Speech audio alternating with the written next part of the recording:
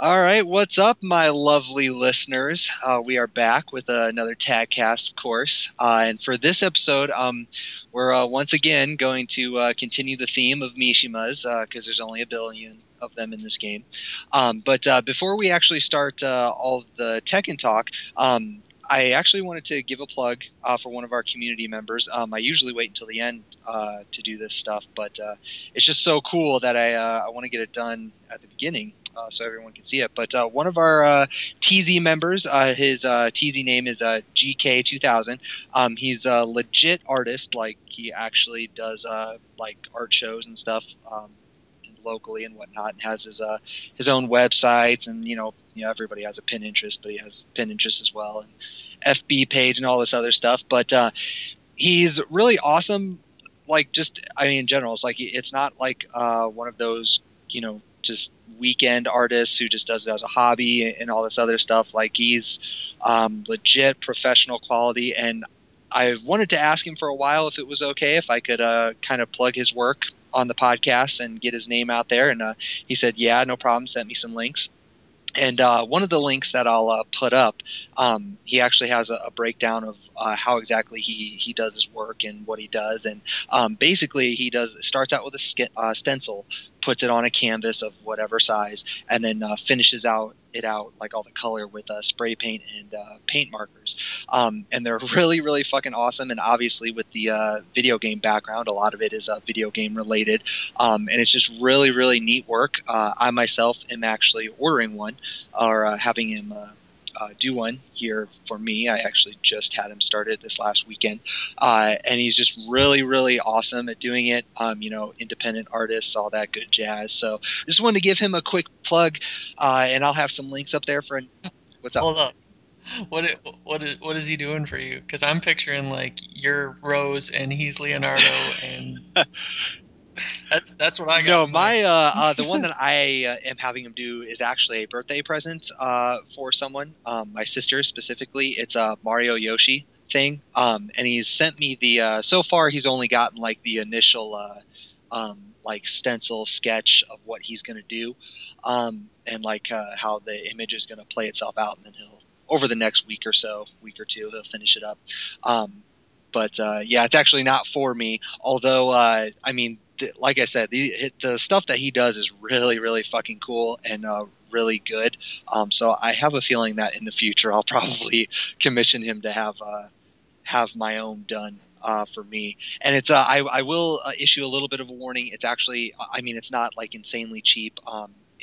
He says his prices range from anywhere to from 100 to like 160, depending on the size of the canvas that you want. And then, for shipping, that's a little bit extra. But I mean, if you look at some of his stuff, I mean, it's worth it. And of course, he doesn't restrict himself just to video game stuff. So if you have anything out there that you like to do, there's actually a one that shows up in a lot of his pictures. That's the Breaking Bad image of I always forget his name, the main character. The dad from Yeah. Malcolm in the Middle. That's all. But I can't remember his real name for some reason. But like, it's But what you're really trying to say is it costs a little bit more. But you absolutely get what you pay for. I can never resist that line. I've got to use it whenever I can. And I'm sorry to interrupt, but I can vouch for this dude. Yes, his real name is Reginald, and yeah, he is awesome, awesome guy, and he just does great work. And I mean, he's not paying me for this or anything like that. I actually asked him if it was okay if I could, put his name out there and let people know, because I'm all about supporting, the indie artists or people who are trying to do their own thing. So I just wanted to put that out there, and yeah, so check out his links. I'll have that stuff up there. And so with that, of course, you hear my lovely co-host, and I will be extra vigilant to make sure that he makes it, that his voice makes it all the way through this podcast. So yeah, sorry about that, Dan. That was my problem. All right. But with that, okay, so we should introduce our guest after all of that is out of the way. So he's actually not new to this podcast. I'm sure that many, many, many people out there know him. He's a big-time member of the community. He's out there. He's very visible, so to speak. So with that, allow me to introduce Ice Age. What's going on, man? Hi. So, like I said, this isn't your first time on the podcast, so we can kind of skip that intro stuff. Plus, with final round coming up, you're very much out there, promoting that. And, excuse me, on the boards. Yes. And for anyone that doesn't know yet, quick plug: March 29th, final round in Atlanta. We're going to be closing pre-registration soon, and it's absolutely vital if people are going to pre-register, because we're going to do first to 3 at top 16. But and we might actually do it after pools. I'm not quite sure yet. I don't want to give too much out, but it's going to rely on the players. And we unfortunately about a week or two ago only had 48 people pre-registered, but all the rooms in the hotel are sold out. So people are going, just not pre-registered. So let's get that done, guys. Give us a hand. Help us. Yeah, I'm glad you mentioned that, because I thought I saw somebody at some point mention 48, and I was like, oh, that number is kind of lackluster. as Shin Blanca, the head of final round, was calling out the Tekken community, and Tekken's always been the premier event at final round. It's always final round's always been the biggest tournament in the country for Tekken, and just it goes a long way for people to just give us a hand on this one. We do this all. Larry does this all out of pocket. It's very, very tough, and it's a lot of stress. And just the little bit they can do, and just by pre-registering, man, it's so little. Well, but and not only that, much. but I mean, you're saving yourself money by doing that. So yeah. And just to let people know, when we do sign-ups at the door, we're doing emergency sign-ups. So if it's pretty much going to be put in the buy spots, and those and buy spots have to fight your friends. Well, it's either gonna be fight your friends or fight a killer. That's what you don't. get. It's like, oh, you got Clint first round. That sucks. Yeah, no, I can't stress that enough. If you're going to a tournament, any tournament that has pre-registration, there's just so many reasons to pre-register that it helps you out, it helps them out, it helps everybody out. So yeah, for anybody going to final round, fucking do that. Take care of that. And just a quick explanation for people. A lot of people, they don't really understand what the process is. They don't understand what all is involved. When they think, oh, they just want the money right now up front. Yeah, it helps to have the money, to have like a little war chest to be able to get a ballroom and get nice things for all this and have extra money to throw in the pot. But what the pre-registration process does is that it allows us to create brackets and pools ahead of time so that we can run things on a tight schedule. And if we can get things done on a tight schedule, that means that we can make further adjustments that the players would want, such as in the case of Tekken, 3 out of 5. At Kumite in Tennessee, they had 12 setups dedicated to Tekken, and it still took a good while. And it's part of that was that it started late, and that was because of the problem with the brackets. And final round starts about an hour and a half late every year because something's wrong with the brackets. Whether it's the program we use or people showing up late. It helps so much with getting things done. I remember Power Up last year. First of all, Osiris, he runs a really smooth event, I think. And there was plenty of space, plenty of setups, but literally when it was tournaments didn't even start for 2 hours after they were supposed to, because at sign-up time, 90% of the people that were there did not pre-register. It was pathetic. The line went – it was in a mall, and the line went out the store and just occupied the whole food court area. I was like, are you serious? We have this many incompetent players and entrants. Come on, help him out a little bit. It's that's any sort of delay. That's all you guys. That's you not pre-registering. I didn't blame him for that at all. But yeah, it was very nasty. So I'm totally on that. If you guys are going out to final rounds, get on it. Get your shit together, and yeah, help those guys out. So cool. Well, with that, time to talk some. Don't be Dan at Evo 2006 or whatever when I show up and I'm like, you know what? I'm gonna sign up, and they're like, sorry. Is that a true story? Is that? That's a true story. I was with you guys or whatever, and we were out there, and just kind of spontaneously that morning. You remember? we weren't even going to enter any tournaments. I'm like, you know what? I'm the only one awake. I'm going to sign up. You know what? Turn around, Dan. Oh wow. You don't want one. Yeah, of those? and I imagine like especially big events like that, and on final round, I'm sure has a threshold at some point where they're just gonna have to turn away people. Like, you're sorry, we don't have time to deal with your procrastinating crap. So those motherfuckers didn't even give me a T-shirt. oh, that's rough. Oh. That's rough. You hear me? See. You guys want that T-shirt? Oh, funny. Well, anyway. But I gotta ask. Hold on, Josh. What's up? You bring a lot of personality, and you've been around the scene a whole bunch. Do you do other Tekken podcasts? Or just putting you on the spot here? No, I've only done y'all's. So this is the only one? Yep. You guys hear that? We got Ice Age. So when your podcast isn't treating you like it used to, we kick in with the turbo booster. I don't know where you come up with this stuff, but that's awesome. I'm so glad. Oh my god, stuff in the background.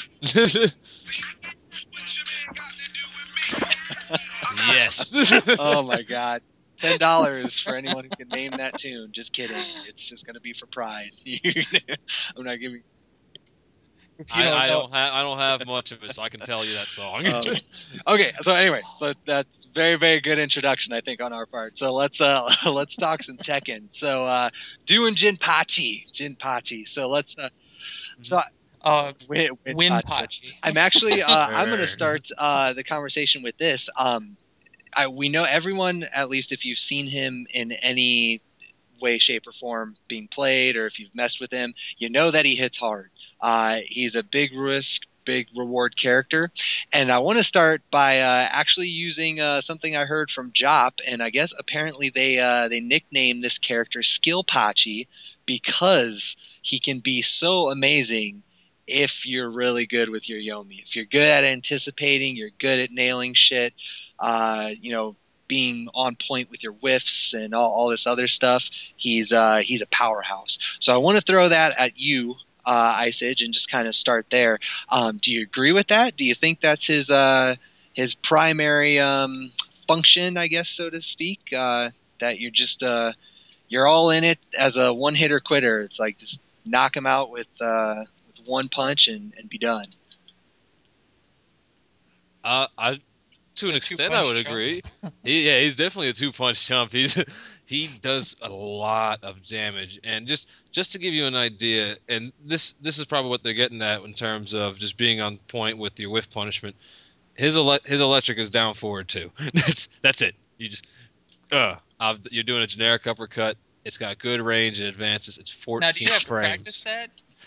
Sometimes, like if you're making that switch from pad to stick, be like, I can't find the corner. That's the corner where he does that. Where he punches him. That's it right there. I heard people practice Mishimas all the time. This is the perfect one. But pairing him up with Marduk, and Marduk might not be the best example because he's one of the strongest tag assault characters in the game. His forward 2-1 does 60 damage total. Just those two hits. The first 27, the second's 33. I don't think there's any other two-hit tag assault that does that much, and it has a lot of range. So you're gonna make but he's also got forward both punches too, which is like a 3-hit strain that does a lot of damage. I land one electric with Jinpachi, or one down forward 2, I should say. I'm doing 98 damage. 96, 98. And life bars are 180, so I'm doing over half. With a 14 frame launcher, it's minus 12 on block. Some people, if they try to punish it too late, and you have balls of steel, you can do the second hit. Second hit is mid, and it does like a chunk of damage. You do even more. You still doing the 90. You still do over 90 with Marduk. I'm imagining with other characters you're doing high 80s, probably breaking 90. So I hope that's the official number when practice mode. It's just like what do you look like? You just look up and there's life gone. It just has an arrow that points to the life bar this much. And if you're finding yourself off axis a lot, like you're trying to bait whiffs or a character that has bad tracking, for instance, you have back 1/2, which is going to do 45 points. That's a quarter of their life. He does a quarter of their life off a 12 frame Punisher, and it's got long range. If you're young or you play a lot, you can hit confirm it. Apparently, I like that. I'm If old. you're I young, can't. maybe Old. He's great for old people like me. It's like I don't really have much in terms of hit confirms anymore. It has to be like a hit confirm for me now. But I can do this very long range. Can you guess if I'm going to go low or am I going to punch you in the stomach? By the way, don't whiff ever. And you Yeah, can't he pressure the definitely character. seems strong there. Like he can't be pressured ever. Like he's great for online because if you ever run up on those players like those law or because I'm a player that want to just run up and hit buttons in your face, you just back both kicks, teleport away. Like, I want no part of this. now, real quick, Get the fuck just out. because I haven't really studied his moves or anything like that. Now I know what you're talking about, but like, what are the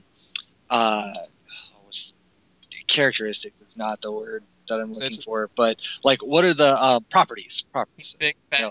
funny haircut. Yeah, like what does the it? teleport? I mean, does it have like a window where It's, they just can't hit you, or like how does that thing work? It just he just disappears. Like and he moves back very fast. A lot of stuff won't hit him.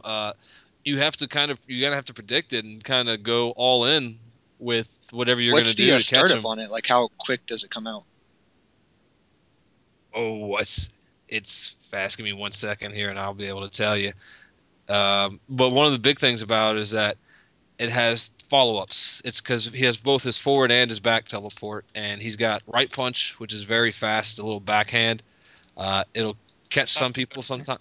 It does 32 points of damage, and on regular hit you don't get anything, but I think off of counter hit you might be able to get a free stomp. But the animation's the same, regardless of how it hits. It just kind of spikes them. Here we are, Jinpachi, clicking on your links, Jinpachi.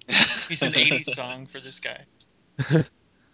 All right. Back. What movie are 3 we looking plus up 4. again? It says 18 here, so I'm not sure. Does it have like kind of like, I guess it's not necessarily crush, but I mean, does it have like those kind of startup frames where you just? I honestly couldn't tell you. I know that I know that you have about 10 frames before you can do an attack out of it, and you move very, very, very, very quickly for those 10 frames. Very far and very fast. Like, to give you an idea, if you do back both kicks 2, that fast back fist, that's 25 frames, and he goes pretty far back. And he to the point of where he whiffs. Like, they'll have to dash to get hit by that back fist. So he's going very far. Like, almost 2. He's going maybe a full back dash and a half away in just 10 frames. So that's a lot. That's a lot of ground.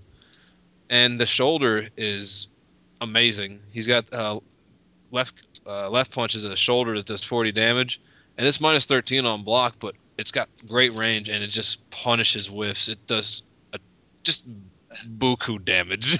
Like, it makes lay players and Huarong players so sad, and they're like, I'm gonna come in and just hit buttons. And you're like, no, I'm gonna shoulder you in the dick. So do you?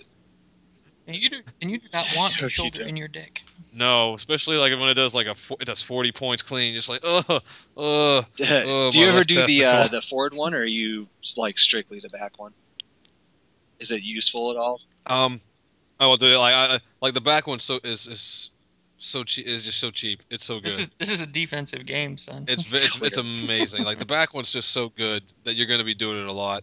The forward one I'll do if I've got people shook, like if they're afraid of down forward both punches, which will crush, and it's a mid homing launcher, basically safe.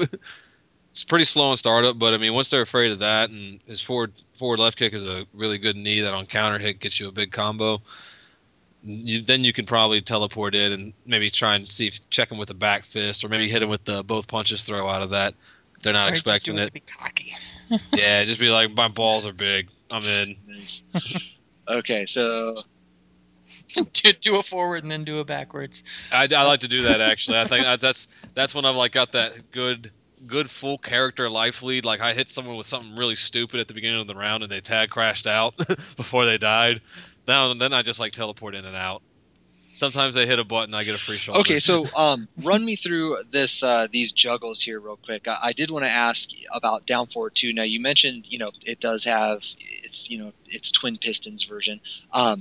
Are you in this game especially, I'm of the opinion that even if it's like the shittiest string ever, as long as it has a second hit, like it becomes infinitely more scary, just because you can't see it. It's maybe if you're Anakin or something, like you can tell if the animation is actually done, and then it's safe to attack. But us normal folk, it's just so scary to try to punish that -12, because if you eat the second one, well, you're still eating a ton of damage. So just in general, like, do you find yourself just stopping at the down forward 2, or do you try to hunt maybe for that second one a whole lot?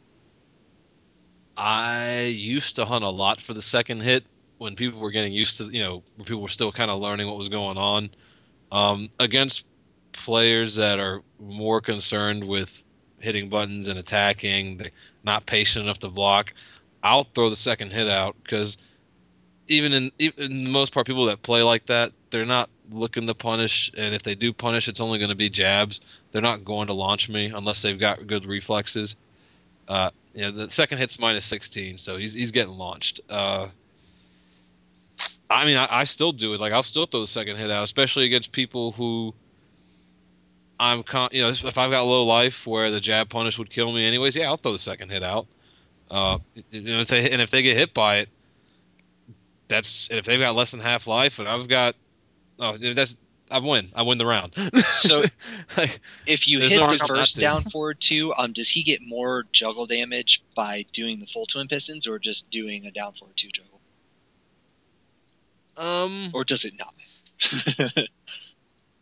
I'll be honest with you, I used to be able to get more damage with with doing both hits. Like, it was only by 2. My juggle that I was doing was down forward 2-1, the twin pistons, and a down forward 3-1, which is a mid straight kick into like a that reaches for fucking infinity and beyond. Yeah, it's like 16, 17 frames, and the one is a follow up that bounds. He kind of does like a double back fist, taste the rainbow motion, parse the sea like Moses.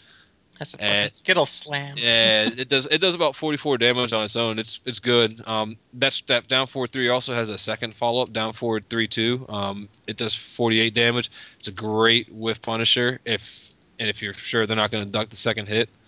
And it's also good very, very good if they roll backwards. You can run up and down forward 3-2, and if there's a wall behind them, they're going to do half life. The second hit of down forward 2-1 won't really give you much to work with. I haven't found a follow up myself, I think, but it's just like a straight 27 to the chest.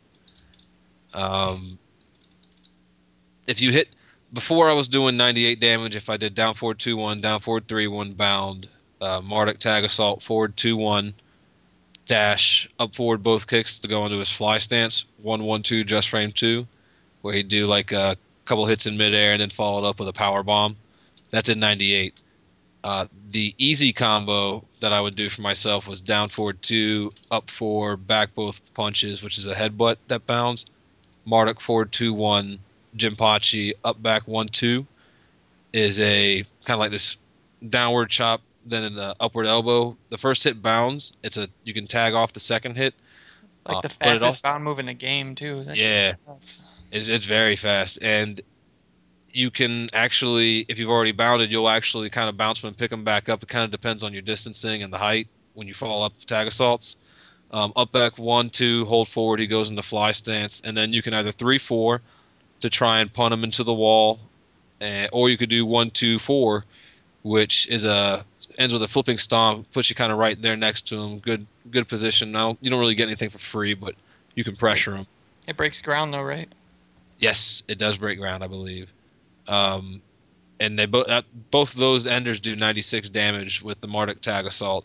I actually just recently found out. I wish I could remember the name. I should not be lazy and go look on Zaibatsu and find out. There's someone in the Zaibatsu forums who posted in the Jinpachi thread a new ender that I saw, and now I'm doing 98 damage off of down forward 2. So I do more damage now off of the first hit. So now I stop at the first hit. So what is this ender then? The ender is actually down forward 2, up 4, the hop kick, back both punches, forward 2, 1, and instead of doing up back 1, 2 into the fly, and actually instead of doing forward 2, 1 off of the bound, with Marduk I do forward both punches 2, hold forward, and then Jinpachi forward 3, the knee, and that'll hit like just after the last hit of the Marduk string hits. And that'll pop him up enough to do the air grab, and that does 98 damage. You know, I'm glad that you mentioned like the little air teleport jump thing, because not just for him, but I know that that's also his main tag assault when he's being tagged in, and part of the reason that makes him so beefy of a tag character, like for other characters, because I see a lot of times people doing the 3-4 off of that, and it just does huge amounts of damage, just gigantic chunks. Is that usually what you do when you bring him in, or is there something else? It depends actually, on the situation and what I'm trying to do. I'll do it a lot, but because if I do the up back 1, 2 hold forward 3, 4 tag assault. With Marduk, I'll usually have to run forward and do a forward air grab. Depending on if the wall's to my side, I'll do forward right grab and throw him into the wall. If I think I can get them to guess wrong on the wake up, if I think they'll eat a ground throw, I'll do the left throw and follow it up with a ground throw, and I'll actually kill them off of that alone. Otherwise, I like to just do the twin pistons and then follow it up with up forward 3, forward both punches with Marduk. Or actually, if I'm trying to hunt for the wall, I'll do the up back 1, 2 fly tag assault with Craig dash forward and then do down both punches the shoulder. And even if they hit the wall, that shoulder will hit, and I'll recover soon enough to be able to get the wall throw. That does a lot. No, I did want to ask, just in general, since we're kind of talking about the wall and everything. Like, I know he does big damage, and he has a good wall carry off of his tag assault juggles. Are you always tag assaulting, or does he have like either good red life combos, or does he have good wall carry by himself? Or? He has one of his few weaknesses that he has, and some people might not think this is a weakness, is his lack of his lack of ability to do red life combos. He doesn't have a whole lot of stuff that he just tags off of. His while standing 2 is 20 or 21 frames. It's very slow. You can't really whiff punish with it. You could tag off of that. That you can do a lot of damage depending on your partner afterwards. But you could also. That's the one you have. That's the one that has the spirit bomb follow up. The while standing 2 both punches. So sorry, what were you saying, Dan? Mm-hmm. Is it JVA car? Oh, the person you're talking about, the TZ guy. Yeah. It might be. No. That's definitely not him. It's it's like one of the last posts in the Jinpachi combo thread. Sandy Lord. It might be Sandy Lord. I'm trying to remember who they were doing the follow up off of. Wang. No. Oh, here, look. I just want to make sure we give our credit. Yeah, we gotta give him credit. I'll also just tell everybody, hey, hit up the character strat boards, because that's where you should be if you're trying to learn characters. Yeah, be on that course group, trying to look up people online to play and talk about the game, and Course Academy shout outs, and then you got definitely be on Zaibatsu and the character threads. And I think the one thing I have to stress is that go into the threads like on Zaibatsu looking to learn, Don't, yeah, not not be able to discuss. I mean, yeah, it's a discussion board, but absorb all the information you can first. I mean, I remember when I didn't post anything for a long time. I just, larked and read and read and read, and then finally I had like a question, so then I finally posted, and But that's no how one it had, should be. and I had looked up, I had read other threads and looked up my question before I had asked. I was like, I want to make sure that I've got everything, and then if I've still got this question, then I'll ask it. A lot of people get a little absolutely. greedy. Is it Wang is Khan? I think this might be who it is. that was the name I was chuckling about. But that wasn't the combo one. No, it was Sandy Lord. So how many while standing threes can you do in a combo? It depends. If I started with the first one, I do like two. Two. All right. Okay, I did want to ask real quick though. So he he doesn't have a lot of tag launchers himself, but when let's say No. you have a partner who is really good at tagging out and getting the second person in, when he comes in, is it still more beneficial to go into a tag assault, or is his red life combos or like just him solo, are they good? They're respectable. I guess it really depends on what Like you're let's looking just to say do. like generic, like let's for say example- give a Godfist, because everybody seems to have a Godfist. Like- Like if you like were to for come instance- in off that. Well, like let's say I land off. I get a if I launch with Marduk and I do like my generic follow up off a down forward one, I'm doing 75 damage. If I do my usual tag out into Jinpachi, I believe I do 72 without. I'm sorry. I do 74. I do 1 point less damage without tag assaulting. So I mean, he's doing good red life. He does like high 60s off of Marduk's forward both punches throw without tag assault, but with tag assault, in the case of the team, my team specifically, Craig's tag assault is so good that it does so much damage. Like I end up doing 89 damage if I do the tag assault instead. So like, do I do red life, or do I do like another? Well, I know this is Half-Life? it's been a big question since the game came out. It's like, do you scale back your damage for the red life, or do you go with? I mean, almost every team does more damage with tag assault, but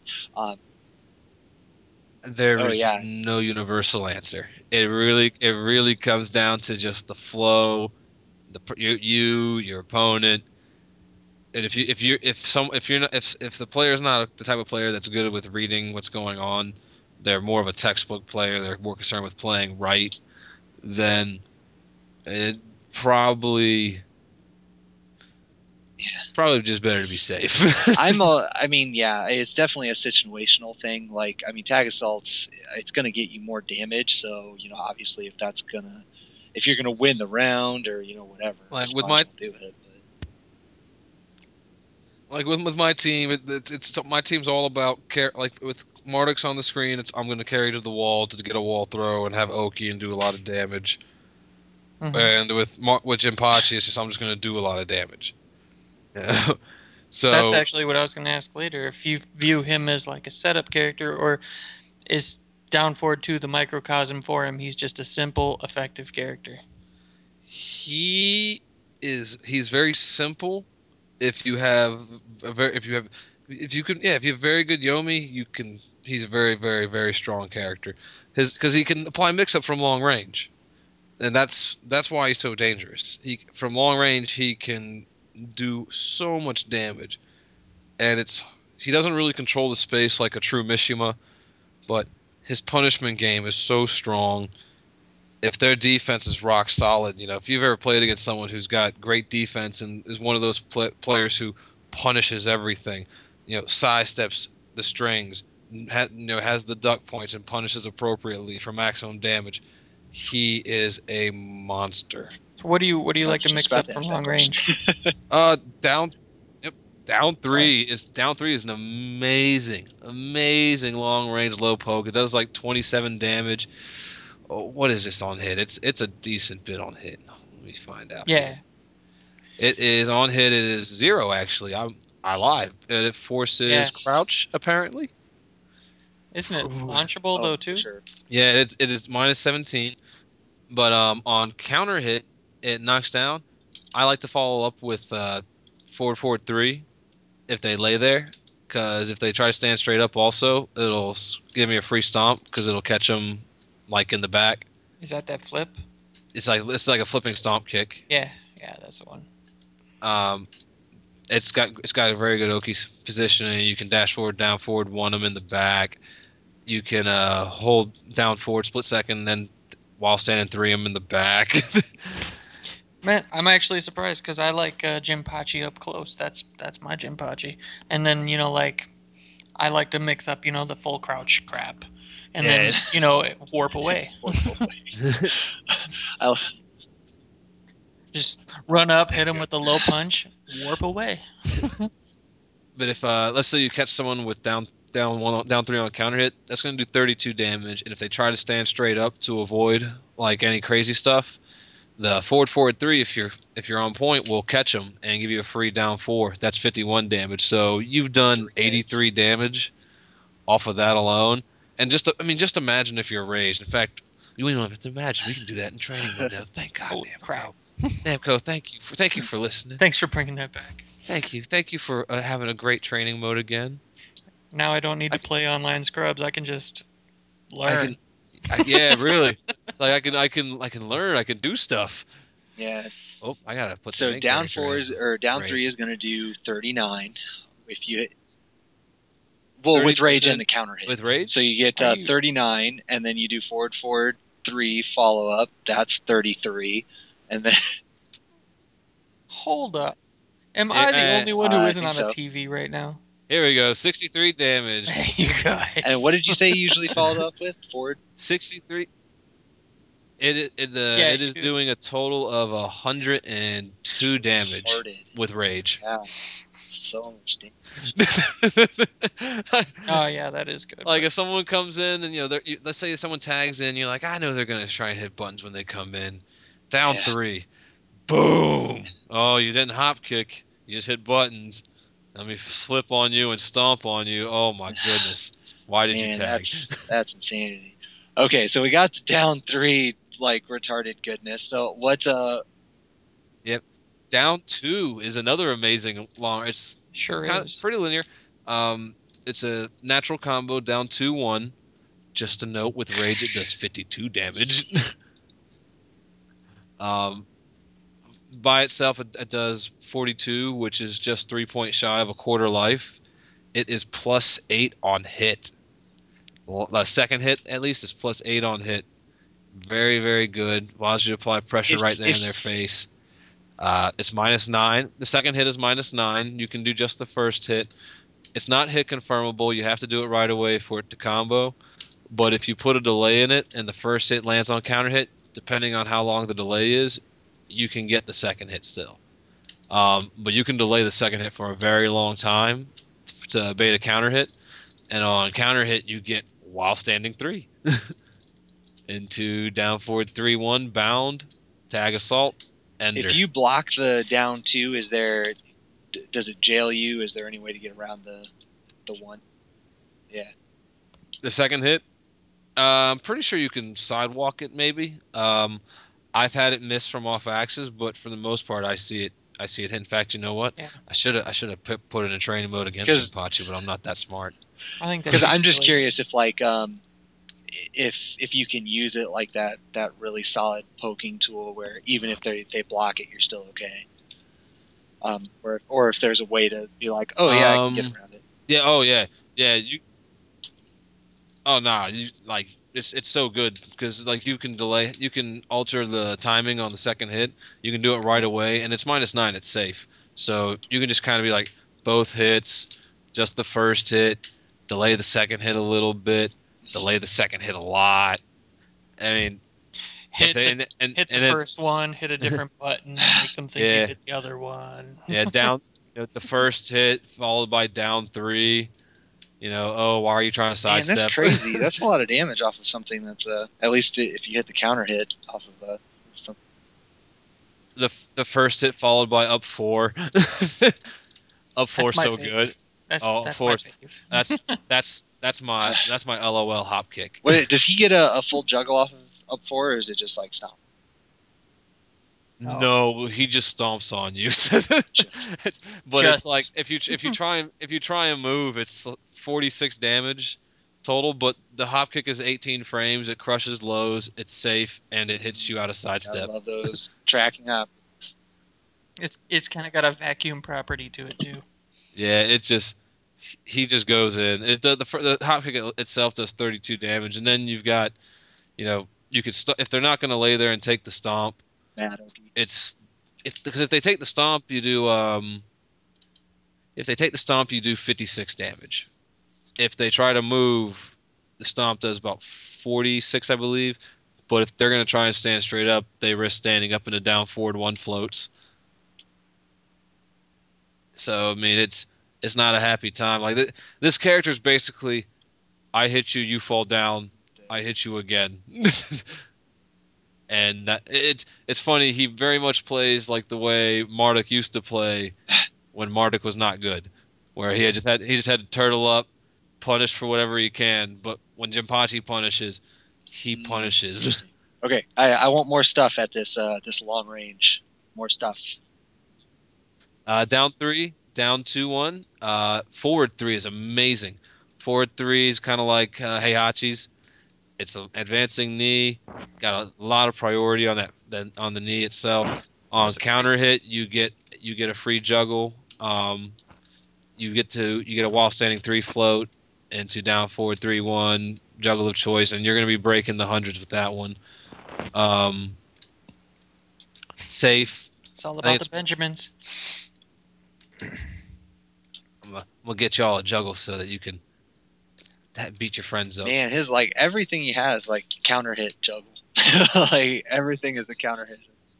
Yeah, it's basically don't mess up. don't do bad stuff. See, then that's how I got to my approach is I like to use those counter hit tools and everything, and then set up the whole hand swipe to what is that move, the safe down forward both punches? Is that what it is? Yes. Oh, that move's so good. I mixed those two up. Oh, it's so good. Down forward both punches is very good. It's it kind of acts like Nina's down forward both punches. She just kind of does a semicircular with both arms, spreads them out. You get a free down forward 1 on a hit into tag assault. Follow it up. I'm doing high 80s with Marduk Jinpachi currently. Wait, down forward 12, and then you said down forward 1 after that? Down. Okay. No, down 1. Just down. Okay, chop. You chop that shit. Got it. But I did always wonder how practical it was to just keep doing while standing 3s. While standing 3 is actually punishable. No, in the juggle. Oh no, not very. That makes me sad. Yeah, I just do it I only do it to float them into down forward 3, down forward 3-1. And in fact, actually, I might have been lying to y'all. Oh, you know what? We can be easier. Okay, we're gonna do forward 3, up 4, back both punches. Oh, I love headbutts and juggles. And then we profit. Yep. Then you tag assault, and that's what he does. I love me some headbutts. Oh, Dan, did I tell you that I found a Bruce Armor King juggle where you can headbutt? Dead serious. Bruce Armor King. I'm trying to think. Yep, the Armor huge King one. big slow motion one. 1+2. It's pretty awesome. Anyway. Nice. So off of counter hit forward 3, I'm doing 101 damage with Jinpachi Marduk. That's a lot of damage to hit buttons while he's coming in. So you got down 3, you've got Back 4 is amazing. It's high. It's a homing attack, very long range, 18 frames. His down forward 4 is also 18 frames, and that's kind of like the generic sidekick, but reaches even further. We Those are both really good long generic range stuff here on this podcast. Yeah, generic down forward 4 is the best. The only move better than this one at down forward 4 is Yoshi's. Yoshi's down forward 4 is the best in the game. Hold up. The Dragunov player is getting confused. Man, yeah, that's a really good down forward 1. Man, 20 damage. It's pretty big time. Yeah, back forward 4 is very good. Reaches very far. Trying to think of what else we got here at this range. I mean, everything reaches so far. I definitely like his down forward 4. Trying to make sure I've hit everything here. Forward 3. How did I forget? Forward 3 is very good, especially if you think they're going to try and stick out lows to catch you coming in, or crouch and jab you, or in the case of Lars, up forward 3 you. Forward 3, down 4 does 51 damage. So that's very good. Forward 4 is also very strong. I've actually just recently started using this. Yeah. I didn't realize it was so good until I saw a couple Koreans doing it. I was like, I see. I think if they don't hold back, you might be able to get a free shoulder or another free flip kick. But I could be wrong. You might get another forward 4, but it's safe on block. Yeah, you get another free forward 4 at least, and that's 58 damage. That's a healthy chunk. So like at any point in time, if they whiff, he's going to tag them, or if they hit a button late, they're going to get tagged, and it's going to be a lot of damage. So I want to talk a little bit about what Dan was saying. He likes the up close Pachi. Now, what is it all about crushing when he's at range 0, or what? Like, does he have any aside from like down 2-1? That's actually something I see as his kind of problem is the high crushes. It seems a little riskier for me. His crushes actually, that's another one of his weaknesses, I would say, is that his crushes are all very risky and they're not amazing. And his down forward both punches, for instance, doesn't start crushing right away, and it doesn't crush the entire way through. You can't go under. You can maybe go under electrics with it if you're lucky. Down 3 I found is his most consistent high crush, along with down back 2-1. The first hit of down back 2-1, I guess I should say down back 2. Yeah. I actually have found myself doing a lot more fishing for while standing 1-1s. While standing 1's a 14 frame attack. While standing 1-1's actually a two hit bound attack. So you go, while standing 1-1, just mash tag. Oh, cool! I get tag assault. Follow it up. I'm doing 81 damage if I'm not mistaken. But you said the little full crouchy hand hit that doesn't go under highs very well. Which one? The down back 2. Forward 1. Down full crouch, forward. down forward 1. Oh, full crouch down forward 1's amazing. Okay. That goes under highs with no problem. Yeah, that's why it's my favorite. Yeah. Yeah. No, I actually thought he said. I don't know if down forward 2, the full crouch down forward 2, I think he stands up into highs when he does that. But the full crouch down forward 1 crushes.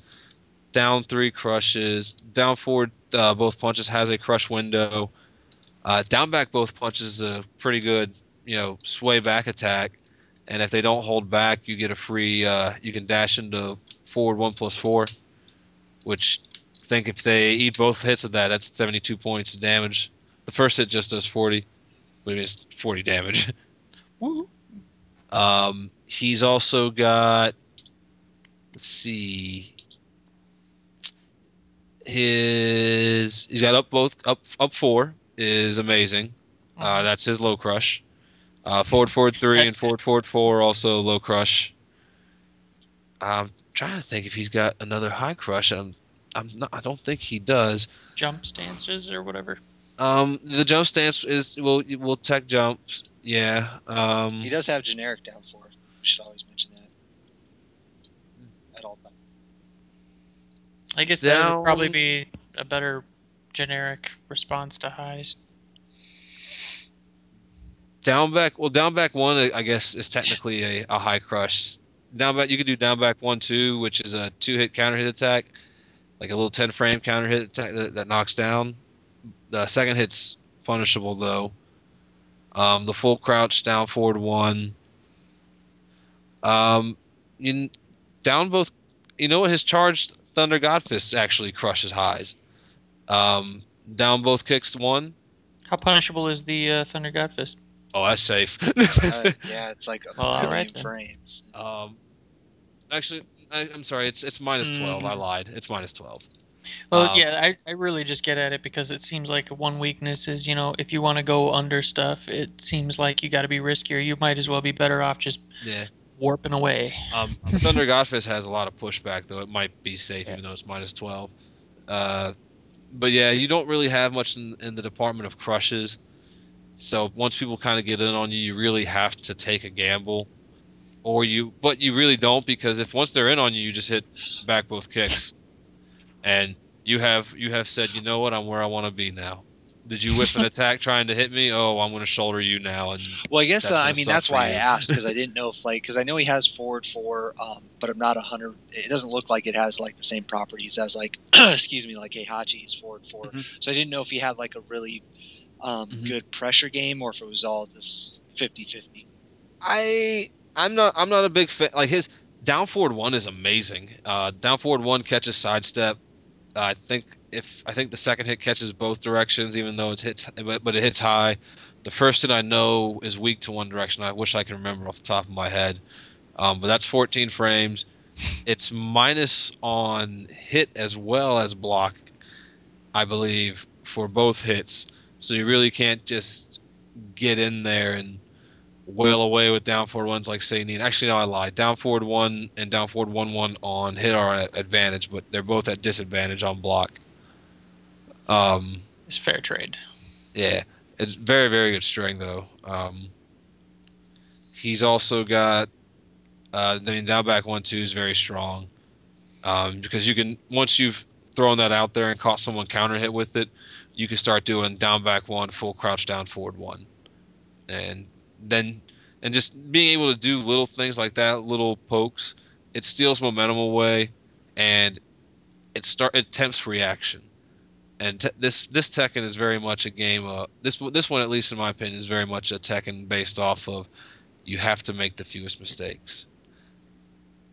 Now you can make a few because you can tag out and regenerate red life, but whoever makes the most mistakes loses. Well, yeah, and I noticed that a lot of people, even really good players, will drop rounds with their second player or their second character still at full life, because they figure, oh, I'm at half life, I can still play around a little bit, and then dead. Especially if walls are involved. I was having, like, I understand when before the game came out, I was very much in theory like, tag often and frequently, but I found myself not tagging. Part of it was because I wanted to learn the character a little more, but because we're on console now, it's not like we're going to lose 50 cents, so I was like, I'll just keep him in. If I lose, whatever. But it kind of created a bad habit, and Anakin kind of reminded me. He's like, tag, because I was having a lot of problems early on in the IFL, and I did terrible all season, but I actually improved very much so by the end. I almost beat you. I was so close. But Anakin told me that it's better to tag early and often than late and die, because if it gets to the point of where you have to tag, and now they're just waiting to just destroy your partner that's coming in. Well, you're gonna lose your rage unless you tag crash out in the foot. If you tag crash, you're gonna lose all that red life that your other character has, but you'll be alive. You'll have the other character with however much health they have. So I guess it really comes down to like situations and stuff. But my thinking is you do it, as often as you can do it on your terms. Yeah, and I very much agree with that. If you have to be careful, obviously, against, like, say, Mishimas who can get in there, or any other characters that could punish tags from very far range. But tagging often is very important. It's very important to be comfortable with both characters and not have a preference. You know, not, it's it just it you have to have synergy with both your characters. Just be able to tag in and out, be able to flow from playstyle to playstyle if necessary. And because the more you tag, the more life you're going to regenerate.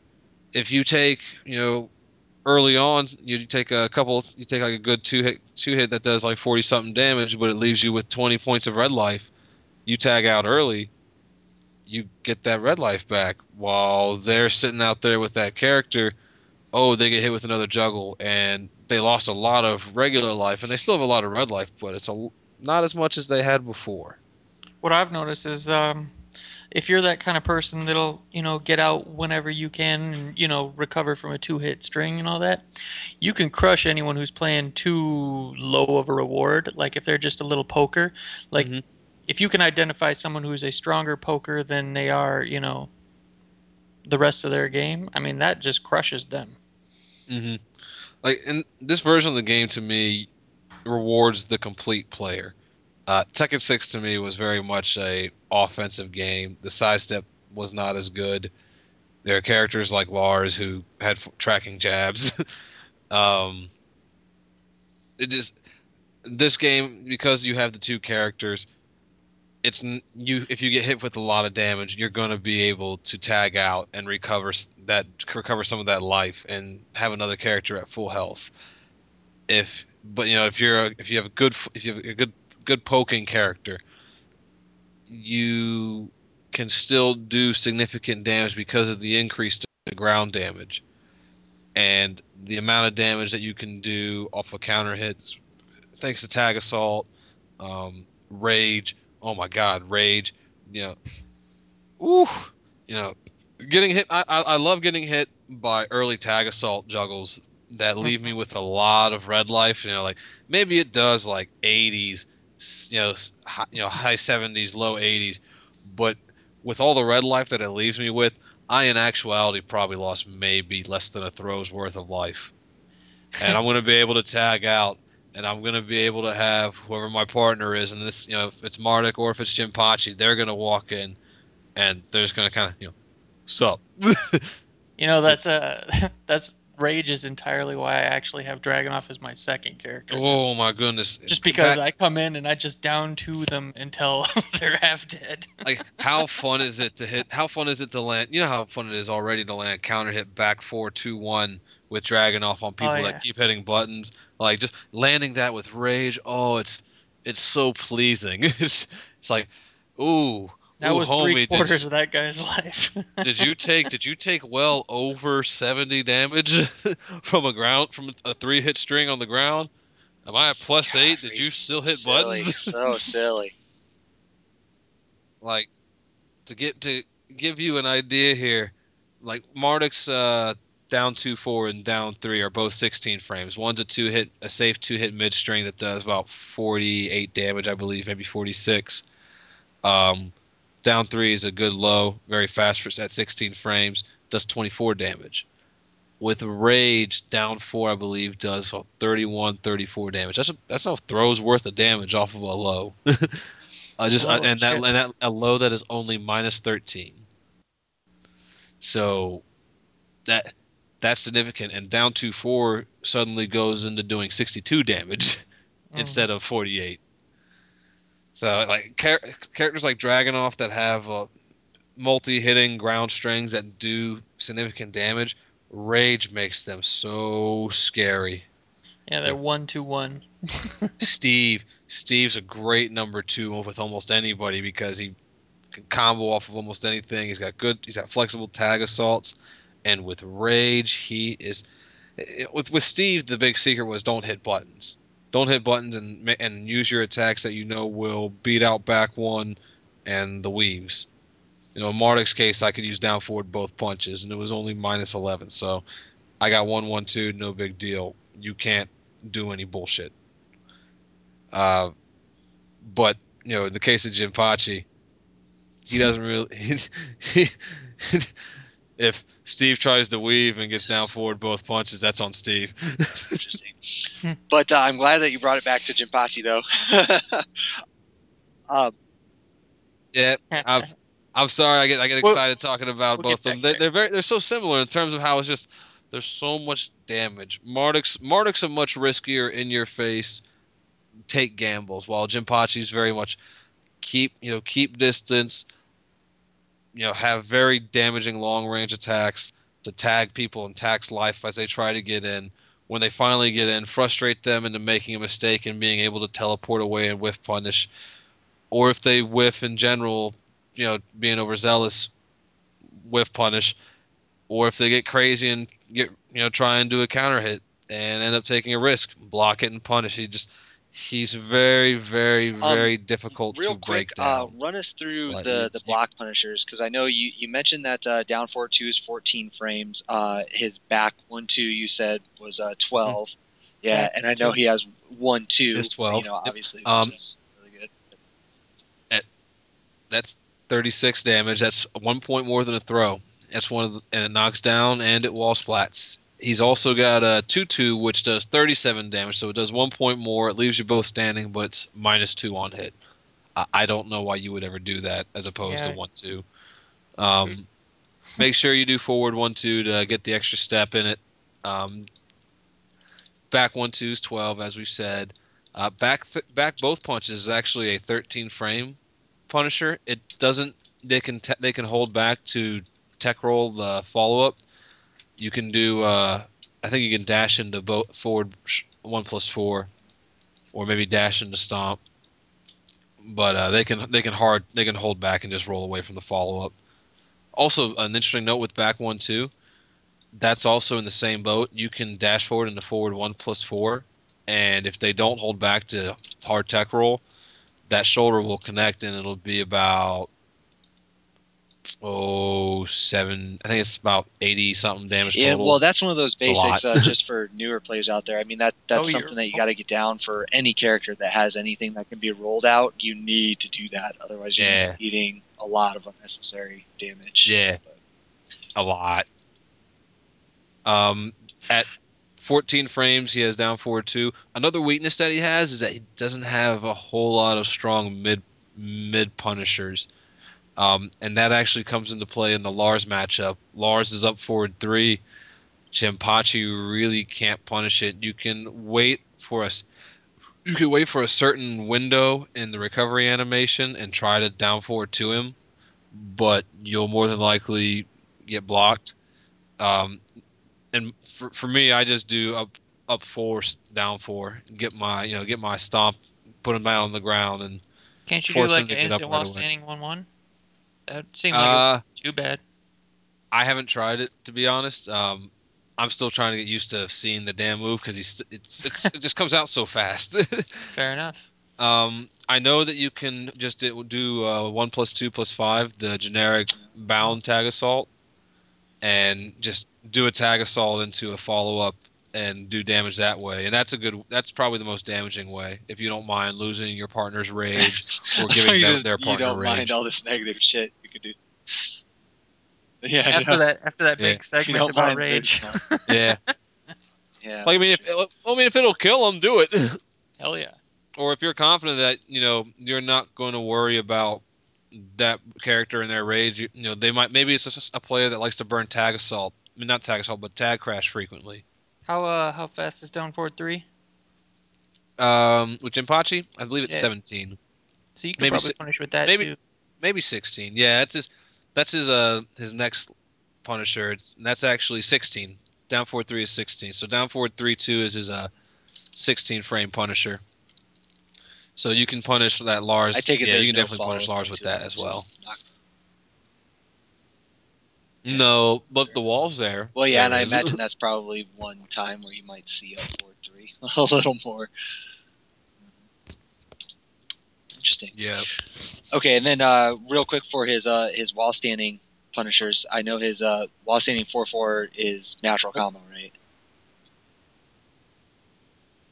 Oh, I forgot to mention his forward both punches is 15 frames.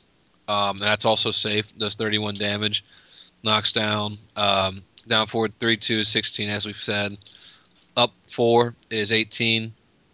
And I think that's really it. He's also got a shoulder forward 1+4. I've mentioned it a few times as a follow-up to a few attacks that you can be hard tack roll. That's 18 frames. So if you need a big mid and you've got 18 frames, you can use that. His while standing punishers, you've got while standing 4-4 at 11 frames. That's 35 damage. Leaves you actually at disadvantage, but you have a third hit. While standing 4-4 one's the whole string. The second hit on counter hit, you get the third hit for free. If you do it right away, third hit's punishable though. Good on the wall if people get antsy on the wall. In terms of, he's got generic crouch and jab or crouch and 2 as your 10 frame punisher if you're one of those rare people that can actually do this is crouch jab punishable only type people. While standing 4-4 we've mentioned is 14 frames, 2 hits, bounds. You can tag assault off and do big damage. Yep. While standing 2 is very slow. That's instead of doing your delayed hop kick, that's your big red life damage combo with Jinpachi is while standing 2. It's usually best to just tag out and follow it up. To give you an idea with Marduk, I think he does almost like 114 damage if I'm not mistaken with tag assault. So I mean, like we were talking earlier about, when is it best to do red life? I think whenever you can get your big damage, you should always get your big damage. Yeah, it's 114. I'm trying to think if there's any other, because you're bounding off a while standing 4-4 at 14 frames, so that's pretty solid. And you've got your 11 frame tsunami kick that does a throw's worth of damage. So already with your faster punishers, you're doing a throw's worth of damage. That's a problem. You can't take that too often. 45 damage is 25%. At -10, you're losing 35 damage. If at -11, you're losing 35 damage, regardless if he's crouching or not. That's a decent chunk. As we've stated earlier. If it doesn't have the fireball after it, I don't care. Yeah. That's the thing. If you don't want to do the big red life, you could always do the fireball and be fancy. That's what I'm talking about. I just tagged you on a post on Facebook where they start the combo with the fireball. Oh. If you hadn't seen it already. Okay, so I did tell us about the wall a little bit. We haven't talked too much about the wall, aside from getting you there. Like once he bounds or if you bring. Once he bounds, me personally, I have found that the best thing to do is follow up with down forward 3-1. That's a 44-point bound attack, and on the wall do your tag assault with whatever your partner is. And at the end, I prefer to follow up with either down back 3-1, his little sweep shoulder, or air throw. Both of those are very good. I think the down back 3-1 does 1 point more than air throw. Depending on how many hits have been done, if you don't use your tag assault, you can use forward 2-1-2. It does a lot. Or if let's say you've used your bound early in the combo and you carry them to the wall, you just do forward 2-1-2.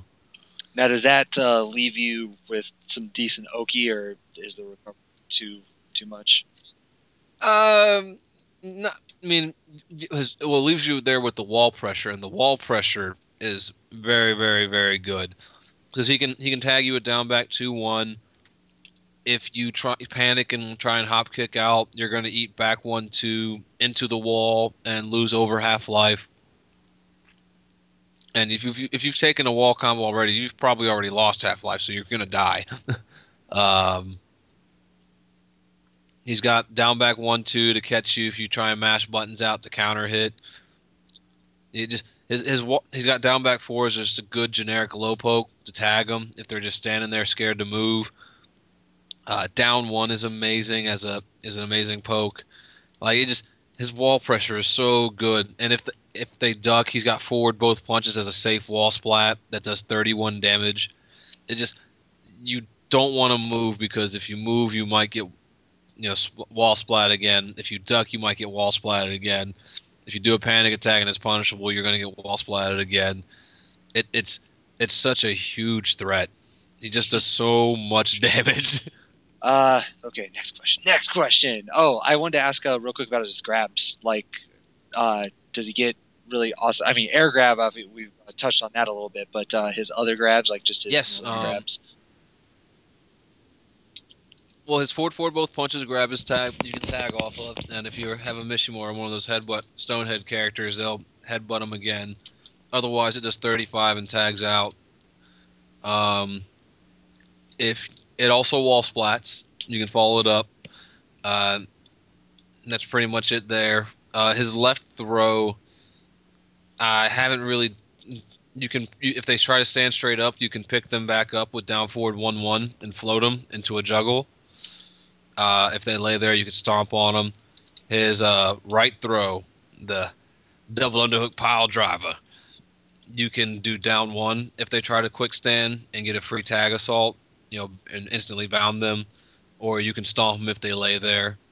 His stomp does 24 damage. It's good. That's a good bit of damage for and it's fast. And also with his stomp, if they tech roll and he waits a split second, he can actually stomp on them during the tech roll. That's I have to say that's really good for any character that off their just normal grabs have good Oki like that, because there's quite a few characters that don't get jack shit off of their grabs, and yeah. And I know that get 35, you can see grabs and all this yada, but you're gonna get grabbed. Yeah, you're going to get grabbed. No, grabs are important at every level. I think that's an underestimated area of the game. Like most players acknowledge, oh yeah, if you're playing King, obviously grabs are a big part of his game. But I don't know. I feel like not enough people talk about that, about how good it or how much it helps you. I definitely agree. Bad people maybe. I think grabs and what you get, I don't know, the purpose of your grabs as it pertains to your game are important for everyone. I mean, it's very similar to how does this attack change on a character on hitting versus block. In the case of Marduk, for instance, not to get off topic of Jinpachi, but Marduk's forward 2 shifts them off axis to your left, their right. And that's something that you don't notice unless you pay attention to what the properties are afterwards. And because of that shift, it allows you to get deeper sidesteps and shenanigans if they try to hit buttons.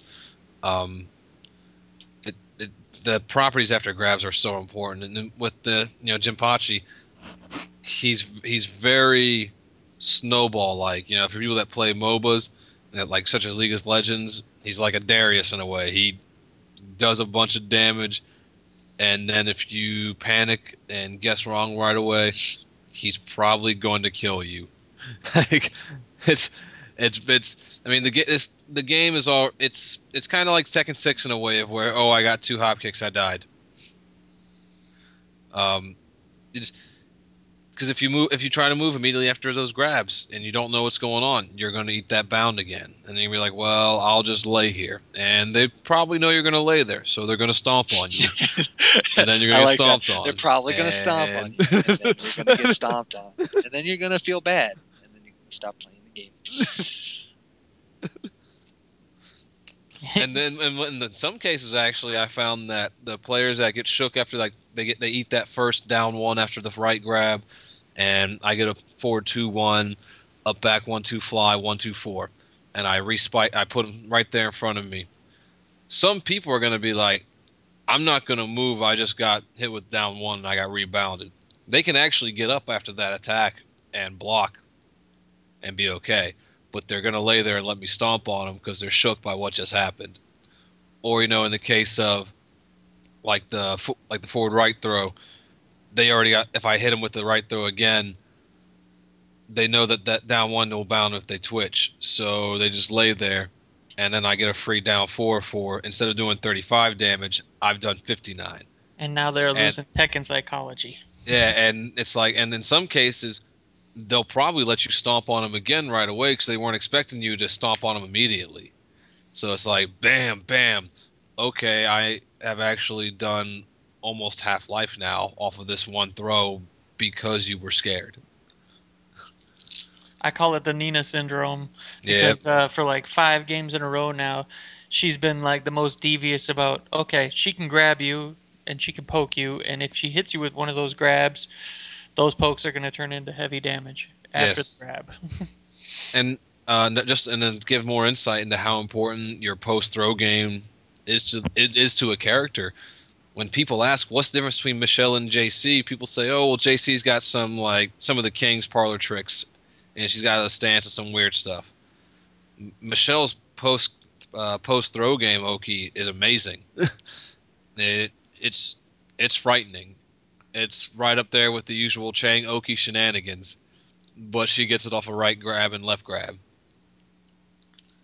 Man, I remember when they first discovered the 2 throw with Eddie started a relaunch and everything. It's game breaking. Yeah. If you don't know like how a character is going to pick you up after a grab, you're shattered. That is that is a round loser. Absolutely.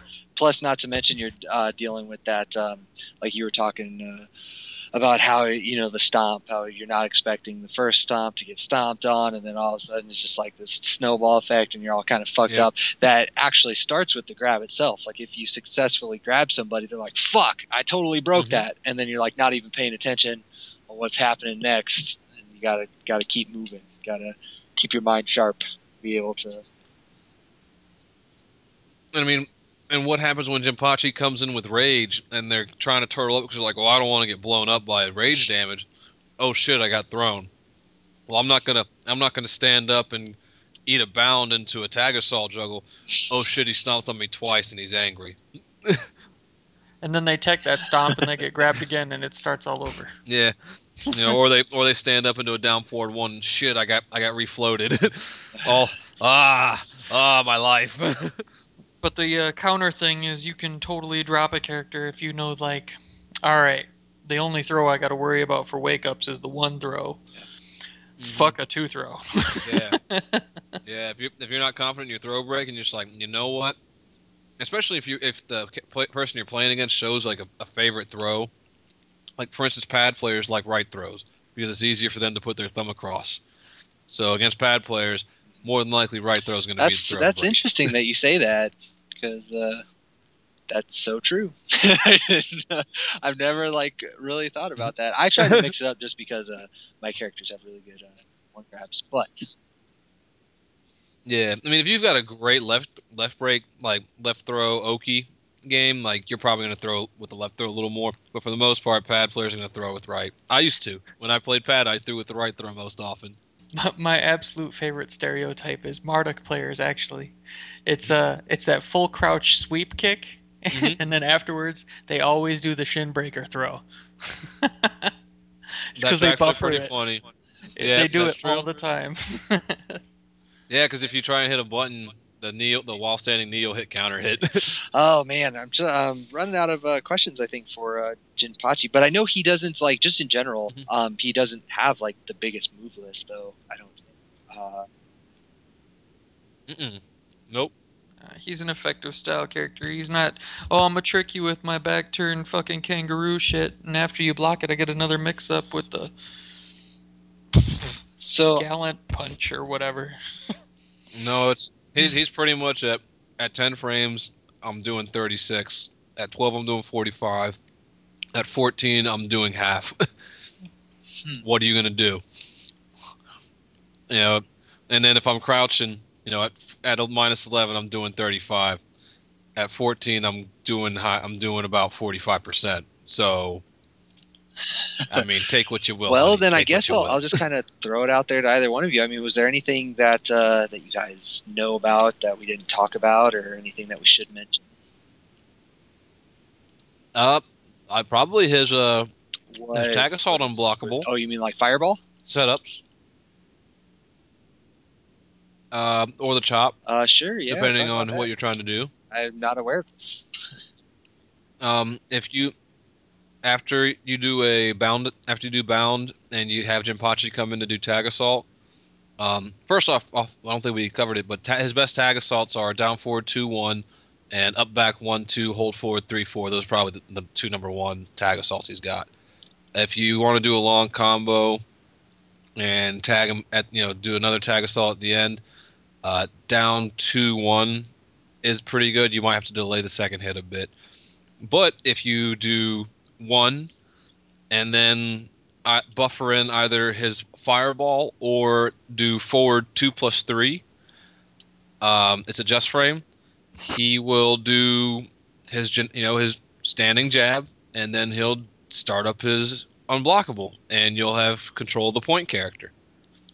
Nice. And in the case of, like, let's say you're playing Fang Wei, you can do down forward 1, forward 4-3, tag assault, jab, forward 2+3, hop over them with Fang Wei, and then do his back turn. I think it's 2-2, whatever the little double attack is that might bound. Force them to block that, and the Jinpachi unblockable hits for 67 points of damage. I've never seen anybody do that, so that's interesting. No, usually it's just like, I mean, I'm just seeing everything we've talked about, the straight up, the mix-ups, the down 3, down 2-1, all that good stuff. This is the new hotness. That's Taster's choice. There's a few different ones. They're still kind of being found out. Not all of them have been found. In fact, here we'll put a little link there for you. There's an example of the one I just mentioned. I will be sure to share this with our listeners once the podcast is up. But you can also do with the fireball with Marduk, for instance. I can do tag assault, Jinpachi, jab, fireball, and ground throw. It's like the only way you can escape this is if you back roll. But if you back roll, you're going to get hit by the fireball. Sounds a lot like the Nina Lars bullshit we were talking about last time, where you're just kind of stuck in this fuck you situation where no matter what you choose, it's gonna be bad news. Well, I actually put a link to it up. Situation? On the last episode on the homepage, but the Oki wasn't perfect, so he's like, oh yeah, it's pretty good, but I wish it did this, this, and this. What? How much more do you want from an Oki situation? But yeah, I mean, it's pretty straightforward. Like, Lars does his stomp, and it he does 1-4. He does 1-4. Oh, 1-4. Like, he sidesteps into it, and then the 4 hits him on the ground, and it gives Nina enough time to dash up and, like, down forward 1 while standing 1, blah, blah, blah, reset. Oh my god! Yeah, and it's a really nasty reset. And then obviously, stomp, like, it only shows you the if they tag crash, but, like, she gets a full string in the back if you guess it right. And all this other garbage. So, I mean, it is one of those things where you have to guess, but, like, a lot of things are already taken care of for you if they don't tag crash. So, well, I think that's like I thought there was a because it's the tag assault. Too, like, you can't tech out of like the situation. You know what I'm saying? Like, so it's just kind of one of those things you have to sit there and wait for it. But it's shitty. It's a shitty situation. That's all that you really need to know. But yeah, check out that vid. It's actually probably about the same length as this, so as the one you just linked me. So check that out. But yeah, it's pretty bad. But that's something that as we progress through Tag 2, that we're gonna find more and more of. Yeah. I mean, there's people messing with the it seems like just about every character has some. Granted, the most I see it is usually in combo videos, but.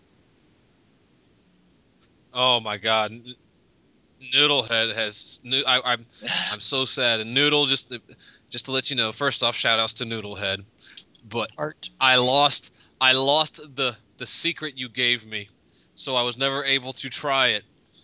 But I started to process what it was after a friend of mine started to learn Yoshi, and you, sir, are a bad human being. Don't do stuff like that to people in this game. He knows what I'm talking about. Don't you? He's calling him you out. are bad. What do I do? You are a bad man. he sent me this setup, and I don't remember the full setup. And like I said, I lost the message that he had sent it to me in, but I remembered part of it. It'd be great And if Scott stopped the recording right as you start to say it. Yeah, and it was really filthy. Like the entire, like the amount of damage it did, the situation that it left you in. It was like he said earlier, like it was one of those fuck you situations. What are you gonna do? It's like, what you gonna do about it, Daddy? Nothing. I'm not surprised. It's dirty, and it's already the fact that it's Yoshi, so you're gonna be mad that this character's hitting you. Yeah, it seems like just about every character can just it's the nature kill of techs engine, and you're assault gonna have traps. that stuff,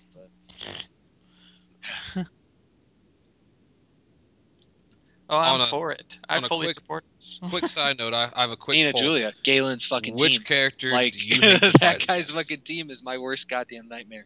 I hate Nina that Julia? team. Okay. Just go. Okay. You ready for mine? Angel. I cannot stand playing against Angel, but I also love to play as her. And it's the same reason that I hate playing against her. I hate how she sounds like she's suffering through bulimia when she electrics. Or when she does anything. It says, it is so terrible and ugly sounding. And I am such a prince that I'm just like, I cannot have this disgusting sound on my speaker. But when I'm playing her and people get hit by electrics, they get even more mad. It's like, I mean, you already get mad when an electric like rips you out of something. But when you've got like, I can't like, say going that on there's when you really get hit any by it, it just makes sounds you in even this madder. game that just make me mad.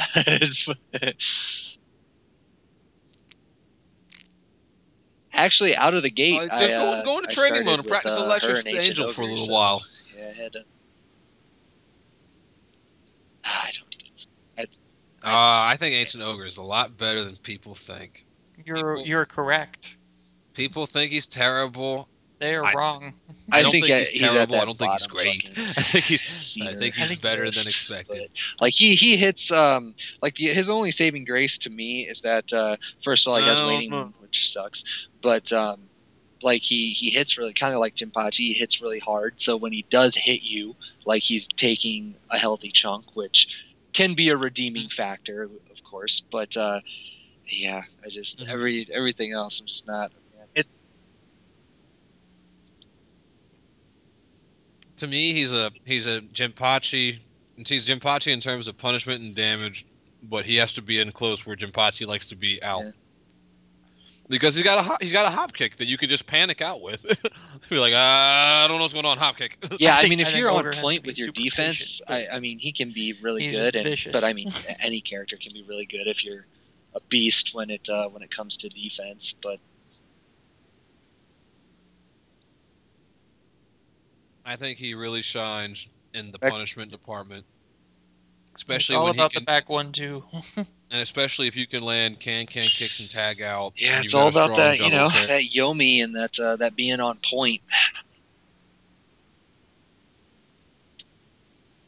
Like he's really one of those characters where I guess in this game low tier would really be a character that has to have certain partners to be. Well, and it's all better. relative too. I mean, like even though he's quote unquote bad, partners. like he can still compete. I mean, especially you have to have two characters, so he's unless you're playing in somewhere that allows solo, but so I mean he's gonna have some backup with him, and he's not so bad that he can't win or anything like that. I think he really struggles against the top tier, like the Ninas and the Mishima.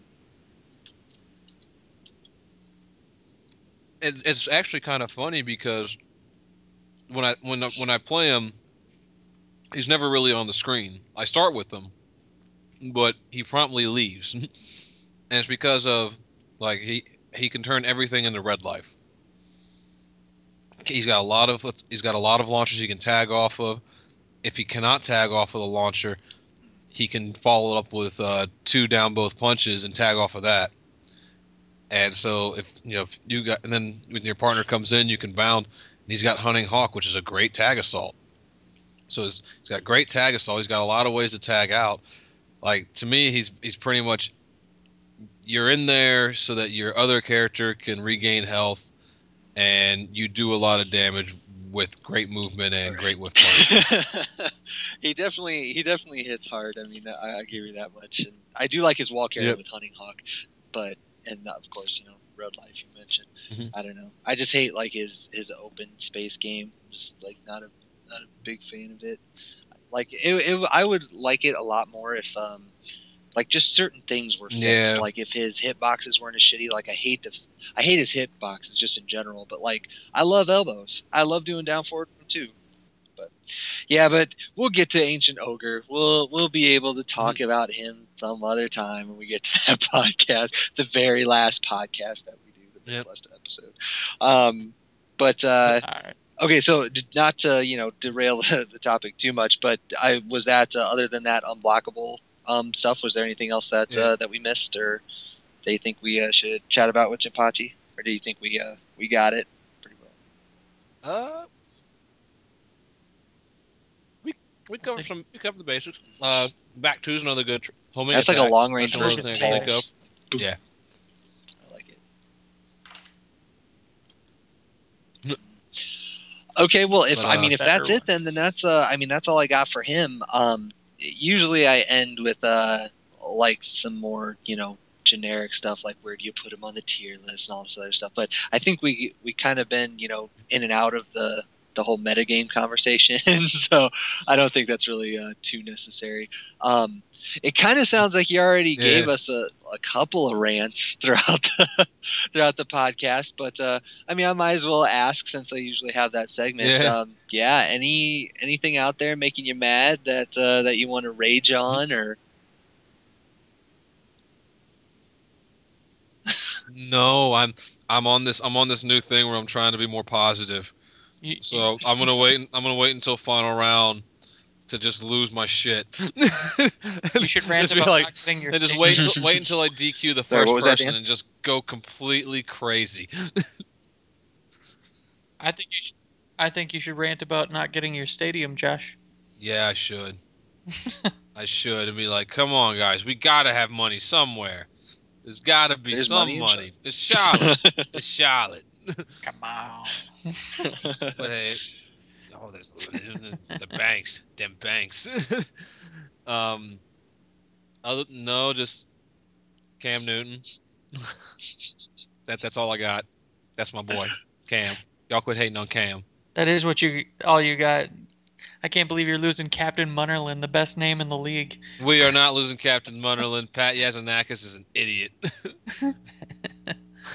I would never get rid of that guy. He's amazing. He's Captain Munnerlyn. Exactly. And he's so angry. That's the best part about him. He's That's so all angry. You got for your rage, your rant. But I hope the Panthers aren't terrible this year. That'll make me sad. As I'm getting older, I'm getting a lot more. I'm just kind of a lot calmer. I don't know. Like I'm starting to watch. Like I still enjoy the NFL, but I'm just kind of starting to watch it with like more of what's the best way to say it? Like more of a connoisseur's perspective. Like I am a Cowboys fan, and I always will be, I'm sure. But like I'm starting to back off of this, die hard. If they don't win, I'm angry sort of thing, and just kind of watching the league just to enjoy it all. And a lot of that has to do with the fact that like I'm watching these people get so angry when their teams are like not doing well and all that. I'm like, it's all right. Yeah. I still like football. I'm still gonna watch it. I still enjoy it. I'm not gonna take it too personally when my team gets raffle stomped. So. I'll let you know right now. 2008. Jake Delhomme broke me. Like I'm done. Of ever being emotional about football again. After the year when I watched that happen, I didn't get mad, I didn't get sad, I was just silent. 2008 did more to me than you, I think. That might have. But I'm actually gonna have to call it quits here, guys. I'm Oh, being wow. summoned to a He's East ditching us Coast for versus West LOL. Coast Oh my Tekken God. Players League of Legends That's okay. match. Oh, So That's okay. Well, before you ditch out real I'm quick, a bad, we can bad always finish friend. up. Did I'm you terrible. want to, or any other shout outs or anything else that you wanted to say before you leave? I just want to give a shout outs to Final Round, of course Academy, the South Carolina fighting game community, all my family here in the dirty South, and everybody else. And of course, you I guys. really wish I could make it out to Hugs. Final Round this year if it was on fucking Hugs. Easter. Oh my God. Asterisk. About that. good game. Yeah. Oh, dude, I know. I'm There's so always next year, I guess. Asterisks. Well, enjoy nuzzles, your lull. asterisks. Thank you very much for coming on to the episode. We do appreciate it. Yeah. We're gonna dominate the West Coast here. It's Anakin, Bloodhog, Booty Thrill, myself, and all we've right, got a ringer. sir. Well, I think have they've a got good ringer one, also. and thank you very much for coming on. All right, No problem. Later. Thanks, guys. All right, Thanks for having me, Dan guys. the man. Have fun. So let's. I guess Josh. that's all I have as well. I mean, do you have anything that you want to add or anything that you want to? Way past your bedtime. Well, No. well, with that then, No, sir, it is way again, past my bedtime. I do want to plug, GK 2000. I'll get those links up there, so that you guys can see that and check him out. Even if you don't buy anything or whatever, spread the word. Obviously, it's one of those things where the internet is great, so we can do big things if we work together. So yeah, that's all I got. As always, I don't know who we're going to be doing next, but we'll work it out and keep throwing on those names out to us. Dan, it looks like we got all the way through. I see no errors, no bugs, so your beautiful voice will be heard by all throughout this.